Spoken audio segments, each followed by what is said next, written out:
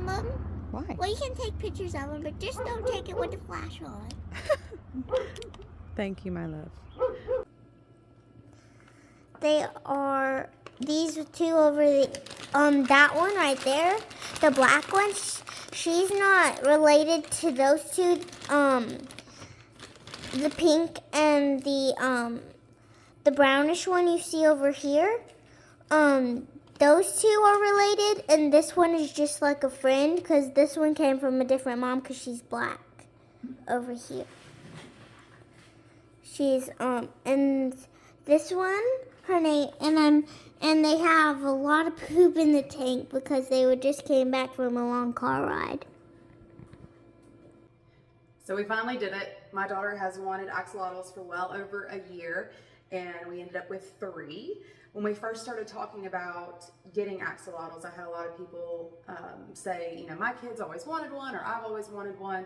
So I kind of wanted to just share like our setup and what we did and what's working for us. Also a little bit about their care and cage cleanup and all that. We got our little axolotls from Pirate Axolotls in Marietta, and she was super sweet. They're very healthy. They've got big fluffy gills. This is a 40-gallon long aquarium. We got it from Petco when they were doing their half-off sale. The stand is from Amazon, and I can share links. We have a Fluval 407 filter, and it is running through a Vever chiller because they have to have cold water. And we have this Hygger light, which is set on dim. They also don't like a lot of light, kind of picky little creatures. And then 2 thermometers.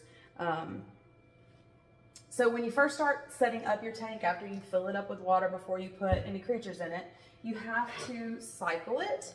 And so you'll need to grab a test kit to test your water parameters and get it to the right level to be able to put creatures in it and let them be healthy.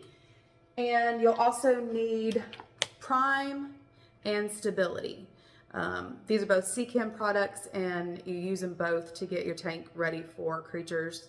And also, if you've got a new tank like we did, go to a local pet store and ask them to buy old filters out of like their feeder tank. That's what we did, and it really helped with the process of cycling because, you know, you want to get that good bacteria in there, and using dirty filters from another tank helps introduce that bacteria into your tanks. So to test the waters, you're going to fill up these little test tubes with water. We got them all filled up, and we're going to start testing. I made a little cheat sheet on the back of our test kit so that my daughter can help with the testing. So we're going to use this, and then I also made another little cheat sheet for her on how to do the testing. So all of these little bottles are going to be used for the most part. You either use high pH or low pH. And we're going to be doing high pH since that's what axolotls like. But you're going to use all of these little bottles and test all the parameters.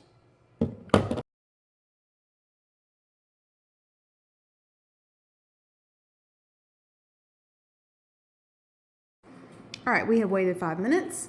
The pH is good. The nitrite is good. The ammonia, I don't know if you can see, it's a little green. It's not super yellow, so which is fine because we're going to do a water change anyway. So like I said, I can post a picture of this, but when it gets to be a little green, you need to do a 25% water change. We're going to do that anyway because there's poop all in the tank.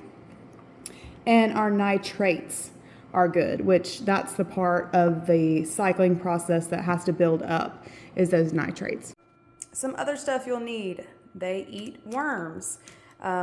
Because ours are juvenile, we have to cut them up, which is my least favorite thing to do, but they have to be the size of their mouths or they will spit them out and not eat them. So yeah, this is our one that we tried to feed earlier and it didn't work out so well. This is my little cutting plate and scissors because I don't want to put it on anything else in the kitchen. We have some Indian almond leaves, which help with stress, and then methylene, I guess is how you say it, blue, which helps with diseases. So I have those in case, you know, we need them. I read that they were good to have on hand. The ammonia was used for cycling the tank. We have these tools. These are good for like feeding bloodworms and stuff, but I use them to clean up poop out of the tank. We've been using these tongs. The worms fit on the tong and then I put it down there to them. I'm always terrified that they're gonna stab themselves in the mouth, but that's what we're doing for now. I have a feeding dish. We don't have any pellets yet. I've ordered them and then they were back stocked, so I've ordered a different kind. So you can feed them pellets. I'm gonna try to feed them pellets, but they needed to be in something so you could take it back out of the water. Here is our cleaning kit, which I'll use in a minute to clean the tank, and a little, that came with it, the little scoop thing. And then this cleans the glass. So next up, we are going to clean the axolotl tank. You're going to need a bucket and the cleaning stuff. I like to use this little piece on the suction like this. That way we can get down to the bottom really well. And here they are. There's Molly swimming around.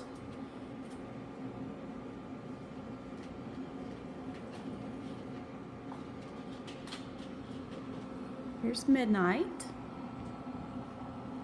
She's a melanoid. Axanthic, which I think means the spots. And that little guy back there is Medusa. You can't tell if they're girls or boys until they get to be older than a year old, so they all have girl names for now, but that's Medusa. She is a copper axanthic melanoid, so apparently she's super rare, but she's my favorite because she's got a great little personality, and she eats her worms the first time I try to give them to her. I got this hide from PetSmart.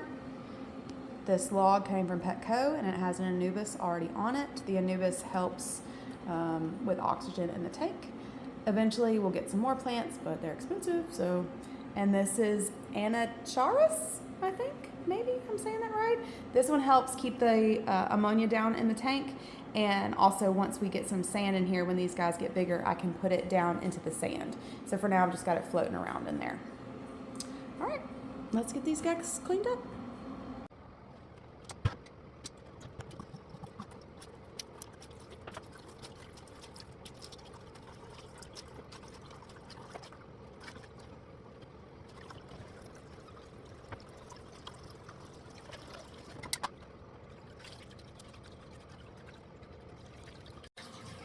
Alright, so we are for the most part clean, and we are going to go ahead and add water in. I refill these every time they run out, and I go ahead and put Prime inside the gallon. So these are already dechlorinated and ready to go.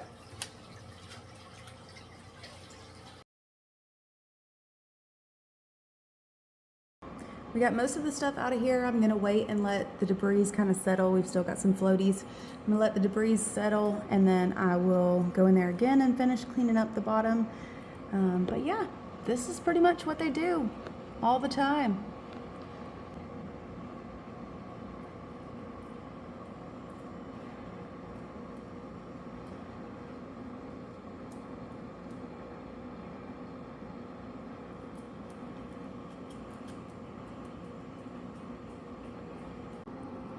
See if I can get these guys to eat for you.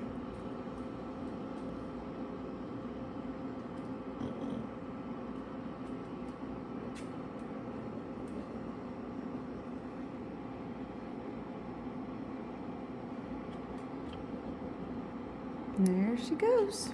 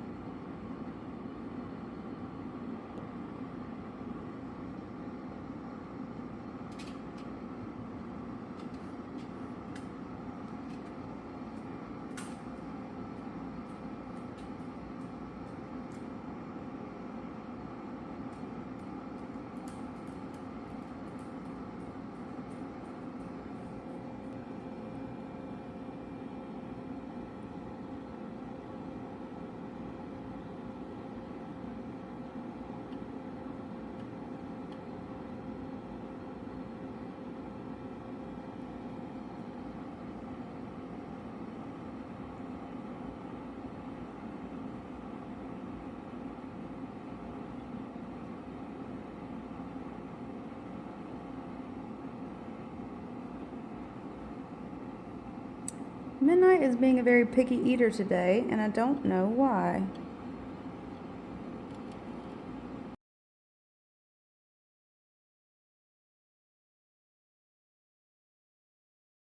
And I'm not going to lie to y'all, this is messy. You're going to be sticking your hand inside of a fish tank twice a day when they're little, once a day when they're big. Plus the water changes.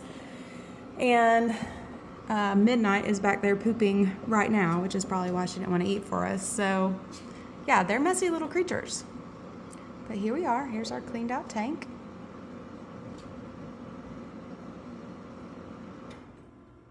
I found a snail in their tank, so that's why the log is missing and their plants are missing. I'm treating them with a hydrogen peroxide solution because they can't have snails. They will choke on them. So yeah.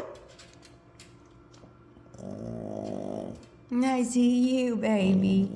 I see you.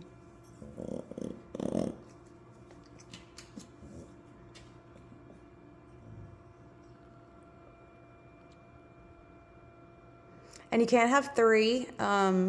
The recommendation is 1 in a 20-gallon and then 10 gallons for each additional one. So that's one of the reasons we got 3. They were also $50 a piece, or you could buy 3 for $100. So we got 3.